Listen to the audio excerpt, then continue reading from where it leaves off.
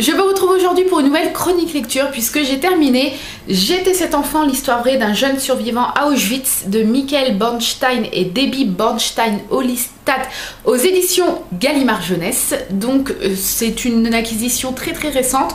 Je l'avais mis sur ma wishlist Amazon avant qu'il sorte, on pouvait le précommander mais du coup on peut aussi mettre sur la wishlist avant que les bouquins sortent.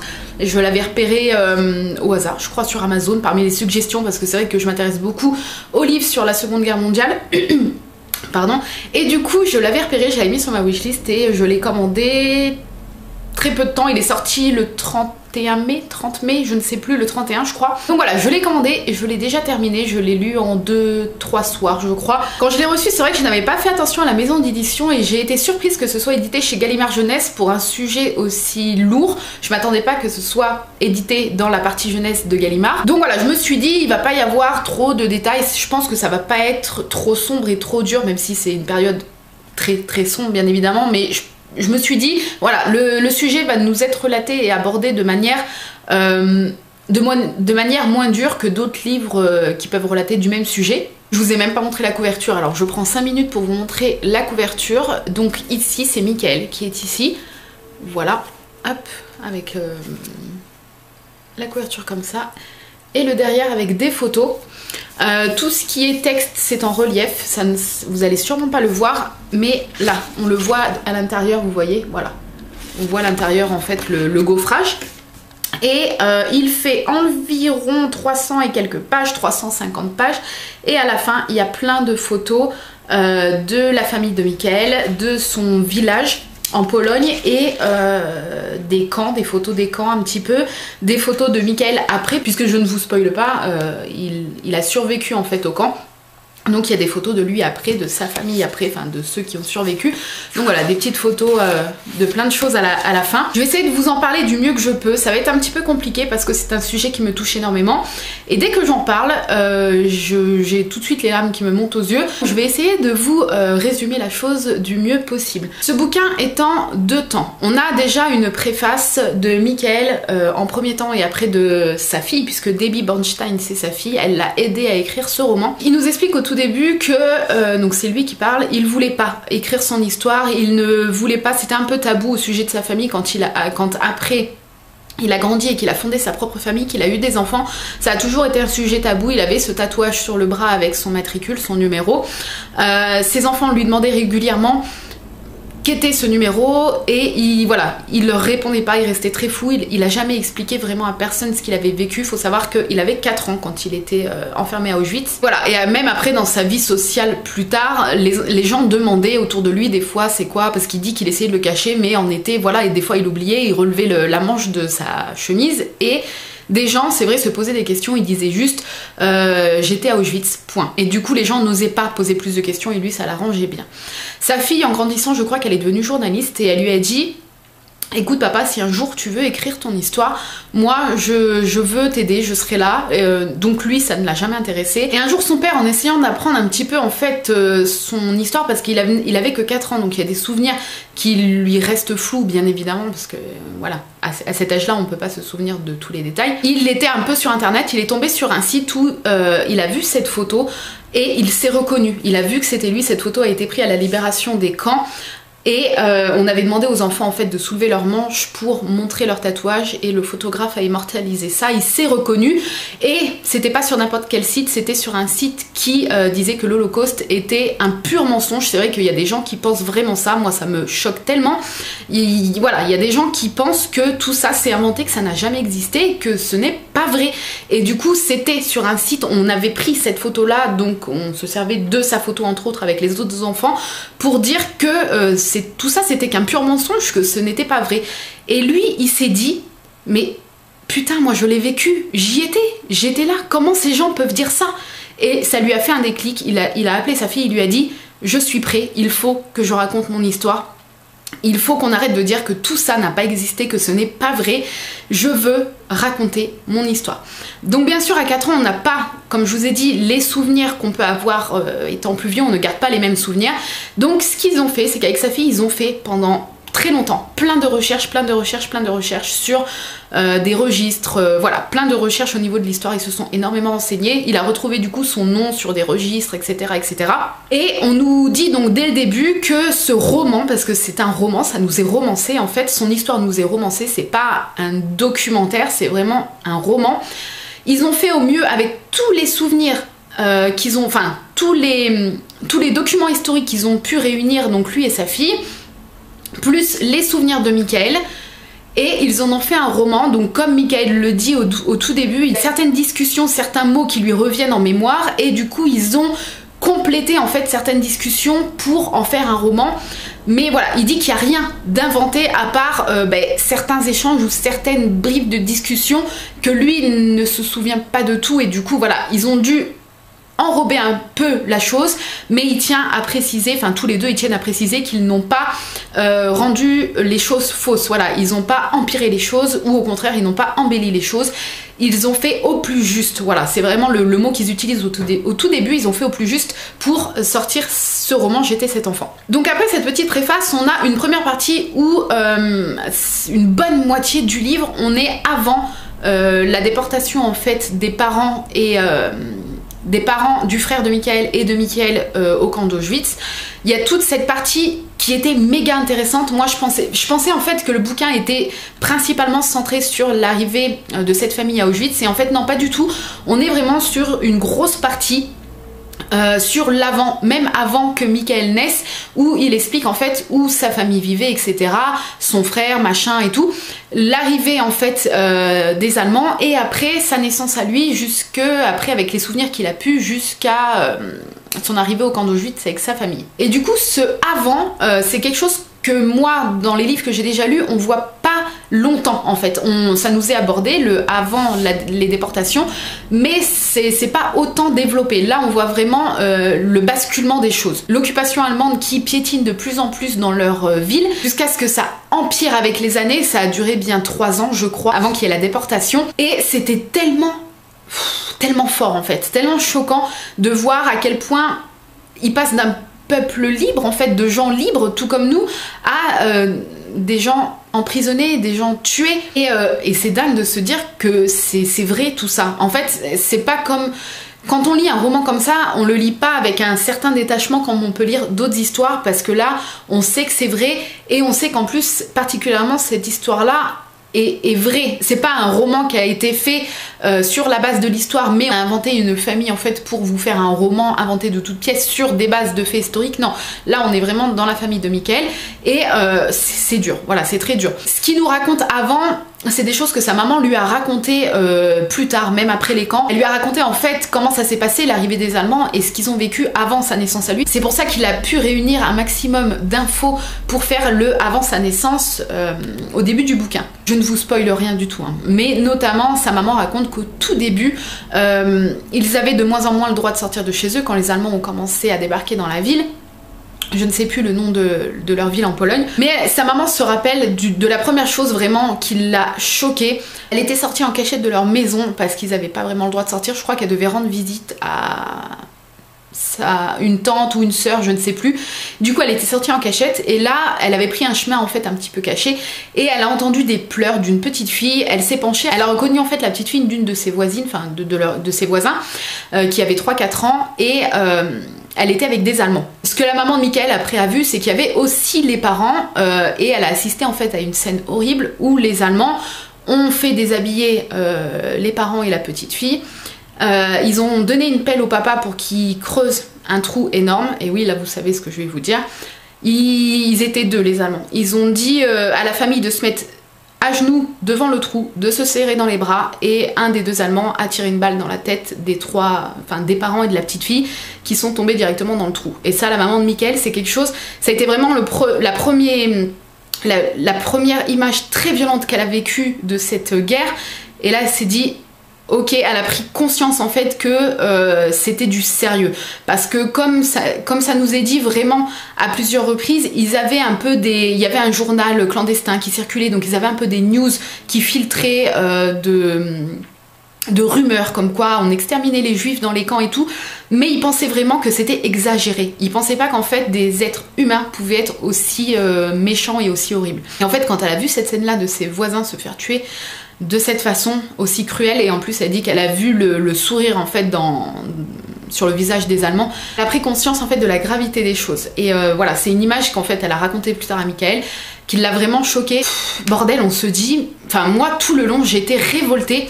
Là je m'attarde un peu sur ces détails là, mais parce que c'est des détails qui m'ont choquée. J'ai été révoltée, je me suis dit comment on peut faire ça à des gens qui sont comme nous. Ils sont comme nous, c'est juste qu'ils n'ont pas la même religion, voilà, mais ils sont comme nous, c'est des êtres humains, on est composés de la même manière. Comment ces gens-là ont pu croire qu'ils avaient le dessus sur des autres êtres humains? Quand on y pense, c'est juste affolant, affolant. Voilà, j'étais révoltée du début à la fin de toute façon. Donc voilà, c'est des petits détails comme ça qui nous est relaté. Et là je me suis dit, ouais, Gallimard jeunesse, voilà, je mettrai pas ce bouquin. Et je pense que c'est important que les jeunes le lisent, mais pas des jeunes.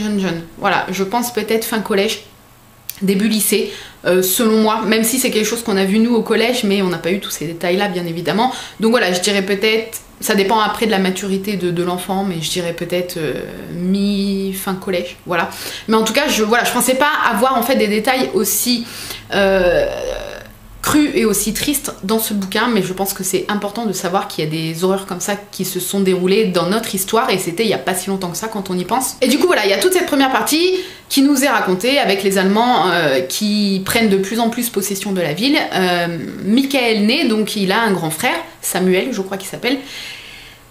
Et puis voilà, on apprend aussi que le papa de Michael a un rôle important, enfin il prend un rôle important dans la ville, il est un peu le chef des juifs, voilà, parce que les Allemands, notamment il y avait un général en fait allemand qui dirigeait un petit peu les autres SS qui dirigeaient la ville, enfin voilà, il y avait un chef en fait des Allemands, et il s'était un peu fait copain, enfin pas copain, mais bon, il avait un peu pitié de la famille de Michael, et du coup il avait donné un rôle important au père qui devait du coup prendre les décisions pour tous les autres juifs en fait de la ville. C'était un peu voilà, le chef des juifs, et du coup on apprend aussi que le papa de Michael a sauvé énormément de personnes parce que il a appris que le pouvoir de l'argent c'était quand même quelque chose d'important, et que les Allemands aimaient beaucoup l'argent parce qu'ils pillaient en fait les maisons des juifs pour leur prendre tous leurs biens, même si du coup les familles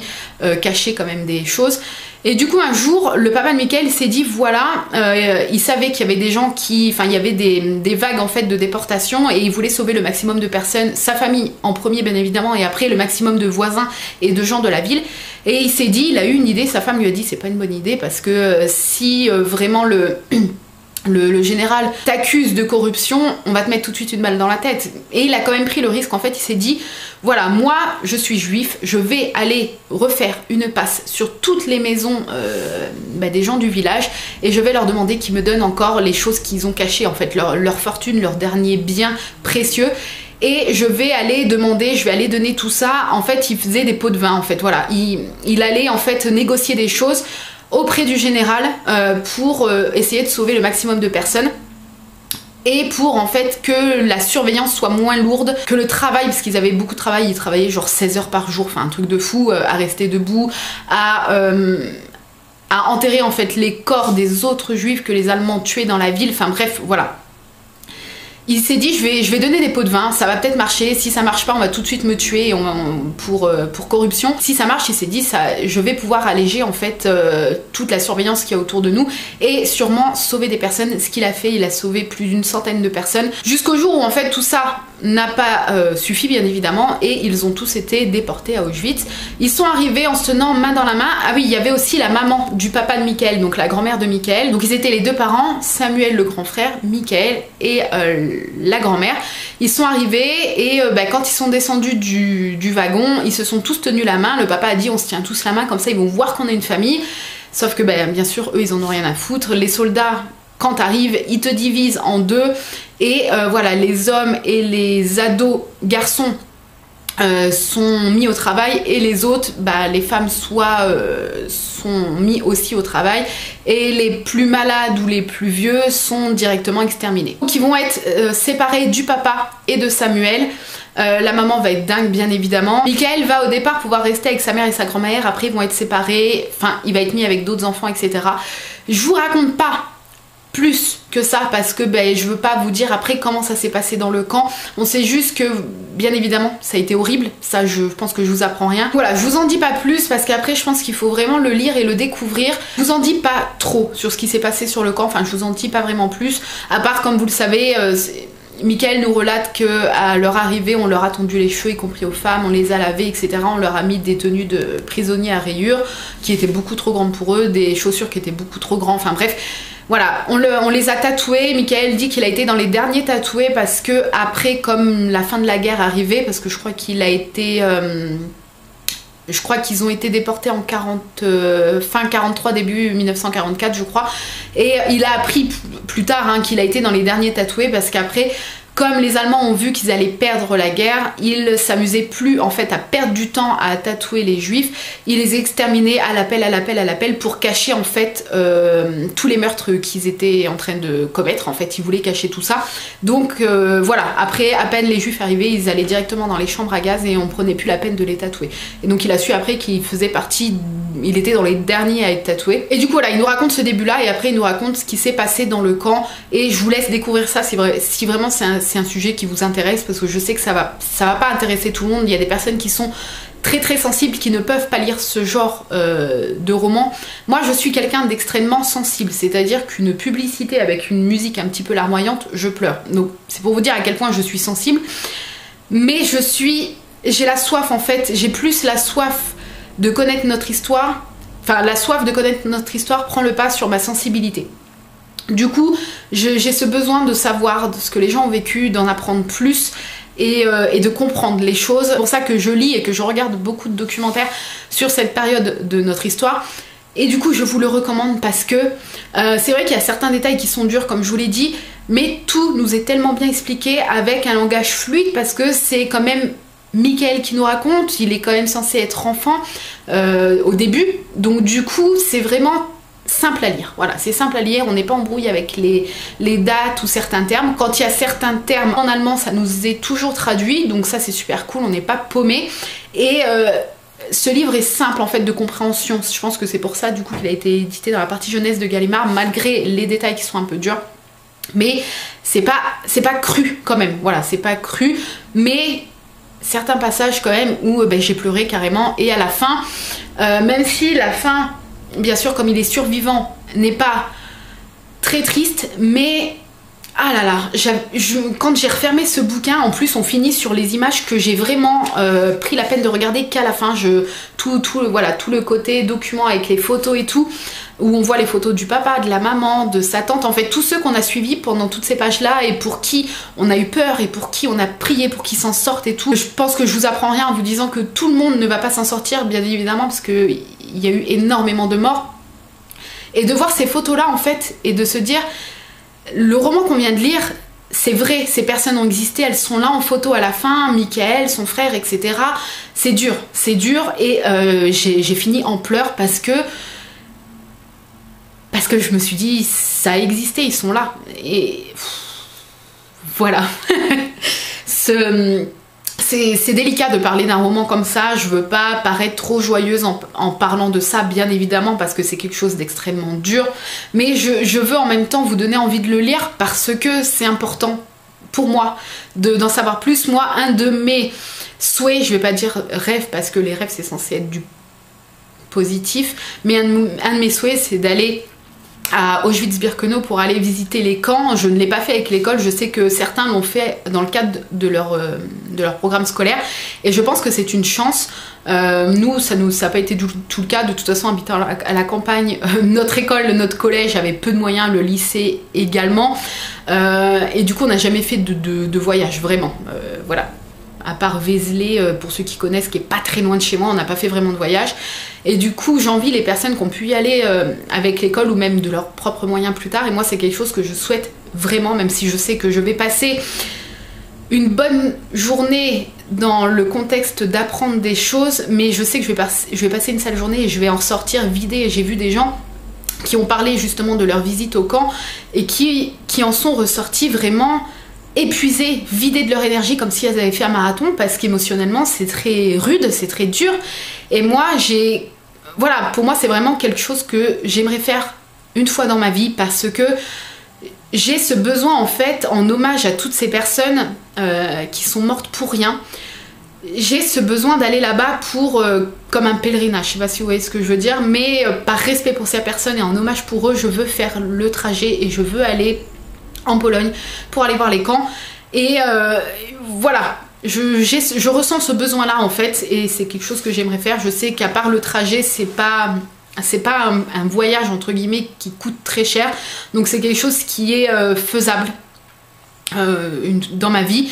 Donc voilà, je veux vraiment y aller, je veux vraiment voir de mes yeux et me recueillir là-bas en hommage à toutes ces personnes qui ont péri.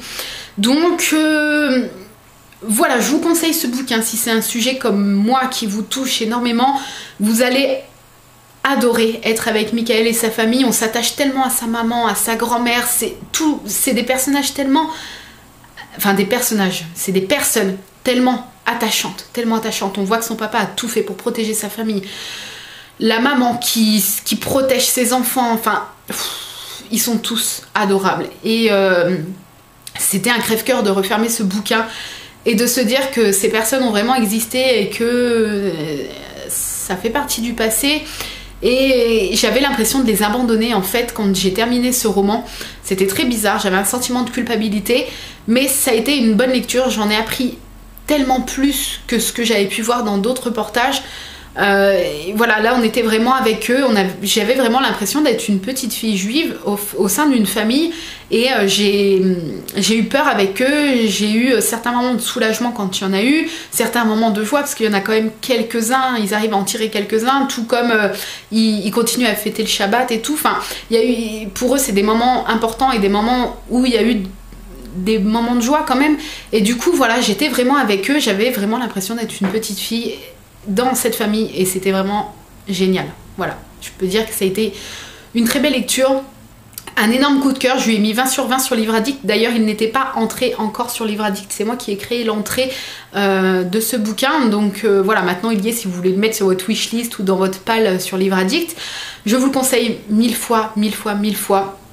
Je suis sûre que vous allez aimer si c'est un sujet qui vous intéresse, c'est sûr à 100%.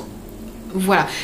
J'espère vous avoir donné envie de découvrir l'histoire de la famille de Michael. N'hésitez pas à me dire ce que vous avez pensé de cette vidéo et si je vous ai donné envie de découvrir cette histoire. Je vous laisse ici, je vous dis donc à très bientôt pour une nouvelle vidéo et je vous souhaite de très bonnes lectures. Bye bye.